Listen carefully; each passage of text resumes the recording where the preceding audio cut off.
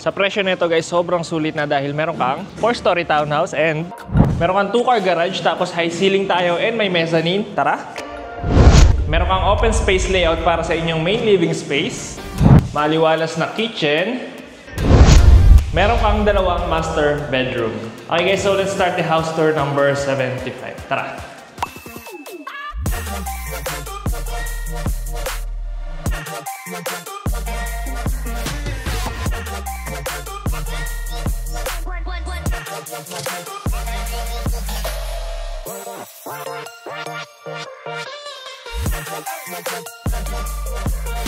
Okay guys, so para dito sa ating house tour number 75, nandito tayo sa Laloma, Quezon City and gagawa natin ang house tour.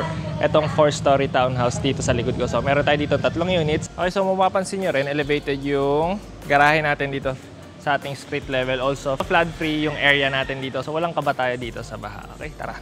So meron tayo dito 3.2 meters na frontage and yung part na to, double height ceiling tayo dahil naglagay sila dito ng mezzanine. Kasyang-kasya dito ang dalawang SUV and may space ka pa sa motor kung sakali. Okay? Tara! So on this side is your main door. Pagpasok mo from your main door, dito sa kanan ko may hagdan papunta sa mezzanine level natin. Pero dito muna tayo. Dito may lubog na area tayo dito. So ito yung pwedeng maging dirty kitchen natin or yung laundry area natin. Sabay dito sa kaliwa natin is merong staff quarters or storage room. Medyo makalat lang. Pero ito malapad to. Ayan, kung mapansin nyo. And geto kahaba yan. Mula dito sa pader na to hanggang dito. So marami kang malalagay na gamit dito sa loob natin. Okay? So on this side, dito may parang indoor balcony tayo. So pwede dito maglagay ng dirty kitchen or yung laundry area natin. Depende sa inyo kung it's either dito sa baba or dito. Sabay dito na rin yung access ni Yaya sa powder room. So powder room lang to, walang shower area. So, depende na sa inyo kung maglalagay kayo ng shower area pa or mas kitimba na lang, pwede pa rin yan. Okay?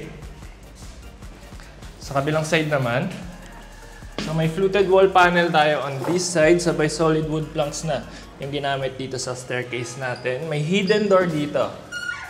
Ito yung mezzanine natin. Okay? Pasok. Okay, so 5'10 ako or mag 5'10 and a half. Sabay ito, geto na yung kasya sa ulo ko. So maluwag. Pwede mo itong gawing guest bedroom or office room or gaming area. Pwede ito. Pero meron ka rin dito owning window. Meron ka dito casement window. Ayan. Okay, so kulog na kulog to. So sarap siguro dito is maglalagay ka ng napakagandang speaker. Okay? So wala pang ilaw, so medyo madilim pa. And ito, pag sinara mo, hindi na halata. Okay, so kumbaga bonus na to guys. Ito naman sa second floor natin is yung so meron tayo ditong open space layout. May cove ceiling tayo and sobrang puti ng pagkaka-finish natin dito. Puti yung walls natin, pati yung ceiling natin. Ayan. Kung sakali, maglalagay ka na lang dito ng modern ceiling lamp or mga drop lights dyan. Dito yung living area natin. Wala tayong balcony pero may napakalaking set of windows tayo dyan. May security grills na rin. Ayan. So dito, from your living area, dito naman yung ating dining area. So ang laki ng living area natin, yung dining area. So kahit malalaking set ng furniture yung lagay natin dito, hindi ka magkakaproblema dito sa ating living area and sa ating dining area. Okay? Tawid mo naman dito. So may space ka pa dito. So depende na lang sa inyo kung ano ilalagay nyo dyan. Okay? So yung mga staircase natin, ayan, naglagay pa sila dito ng aluminum, sabay mga glass. Napakaganda. Hindi sila nagtipid sa tempered glass dito sa ating staircase. Buong staircase natin is may glass. Okay? So may L-shaped layout kitchen tayo dito. Malaking backsplash na yan. Medyo mataas yung cupboards natin. And ito, pull out. Ang laki. Soft close na rin. Okay, so ang ganda ng quality ng ginamit nila dito sa buong property. Premium na rin. Okay? Sabay ito, mahangin. So sobrang init ngayon. Ito yung mga matataas na temperatura ngayong March and presko dito. Hindi ako pinagpapawisan. Maliban sa videographer natin nabibigatan sa camera. So ito yung likod na part ng property natin. May sliding window dito. Medyo tinted na rin siya. Ayan, sabay... Galing. Premium na rin yung sliding window natin. Ayan.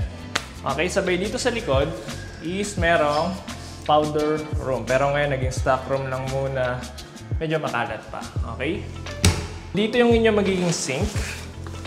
Ayan, malaki na rin yung sink natin dyan. Undermount, ang linis ng pagkakagawa dyan. Faucet na lang yung kulang dyan. So, dito maglalagay ng cooktop. Ito yung provision para sa ating range hood. Ayan yung butas niya. Okay. So, pull-out drawer dito. So, may mga cabinets on this side.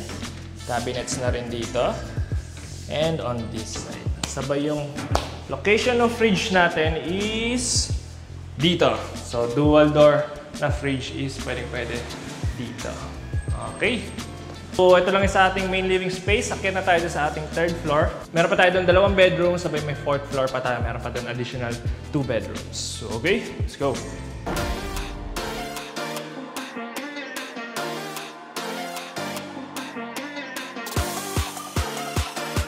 Okay, so yung staircase natin dito, hindi pa nalalagyan dito ng mga aluminum dito sa handrails natin. Pero dito sa kaliwa ko is yung ating master bedroom.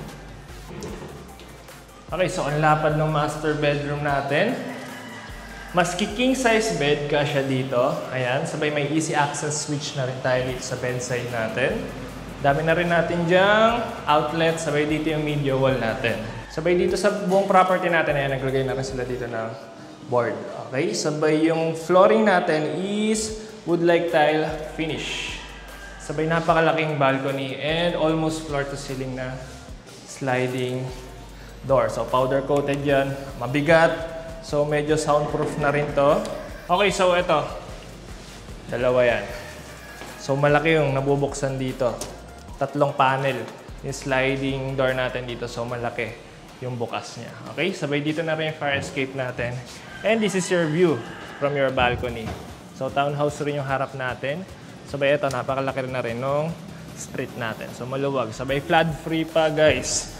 Wala ka na magiging problema. Okay? So tara, dito naman yung ating ensuite toilet and bath. Maluwag. May wall-mounted na sink tayo dyan. Vessel sink. Sabay dito siguro lalagyan pa yun ng cabinet. Pero hindi pa tapos. Sabay dito yung ating shower area. Dapat ka dito. Shy type siya. Ayan. Sabay may cove ceiling design tayo and may exhaust fan on this side. Sabay ito, may wall niche. Ito yung toilet natin. Dito sa side na ito. Okay. So, dito naman tayo sa ating bedroom number 2.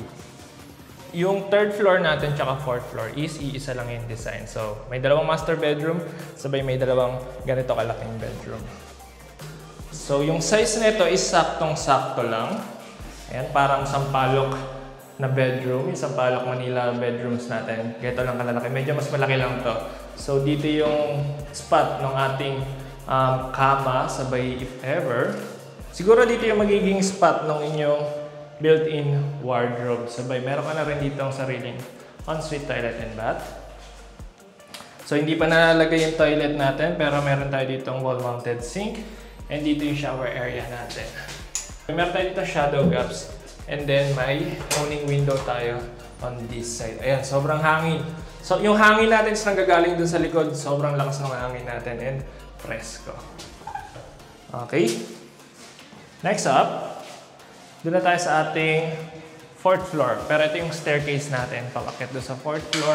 And meron na rin tayo doon napakagandang ceiling. Okay, tara! Ayan, napakaganda ng ceiling natin dito sa ating 4th floor. Tara, pasok! So ito yung hallway ng ating 4th floor. Sabay dito, pagkakasabi ko sa inyo. Okay, so dito yung ating master bedroom number 2. So same size lang doon sa baba. Pati yung design natin is same na same lang. Dito yung magiging headboard, yung media wall, sabay malawak na balcony. Sabay, ito na yung view mo from your balcony. Ayan, napakaganda ng view mo from your balcony. Unobstructed na yung view mo dito. So siguro pag New Year, kitang-kita mo yung mga fireworks dito sa ating 4th floor, dito sa ating master bedroom number 2. Dito pala muna tayo sa ating ensuite toilet and bath. So hindi pa nalalagay yung ilaw sa medyo madilim. So same lang yung design. Andito yung toilet natin, shower area natin, and ito, wall-mounted sink. Sabay yung ating last bedroom dito. Okay, so same lang din sa baba. Saktong-sakto lang yung space para sa kama mo dito. Maski queen size bed ka siya dito. Or if gusto mo pa ng may malakaran pa dito sa side na to, double size na bed lang. Dito yung magiging spot ng inyong built-in wardrobe and yung ensuite toilet and bath natin dito. So may provision rin lahat ng CR natin para sa mga heater. May shadow gaps tayo dyan. Shower area sabay may wall niche and then dito may owning window sa side na ito. Okay? Okay guys, so doon na tayo sa baba para sa ating recap. Tara! Okay, so meron ka ditong 54 square meters of lot area, 240 square meters of floor area, meron ka 4 bedrooms, 2 master bedroom, and 2 car garage. So by location natin dito is flood free. So location natin, exact location natin is La Loma, Quezon City. Okay, so if nagustuhan mo yung house tour na to, you can send us a message on our Facebook page at Townhouse Central or dito sa cellphone number namin dito. And if developer ka ng mga townhouse and may townhouse project kayo na gusto nyo i-future dito sa aming YouTube channel, you can send us an email dito sa link na to. Okay, so thank you for watching. That's it for today. See you at the next townhouse. Let's go.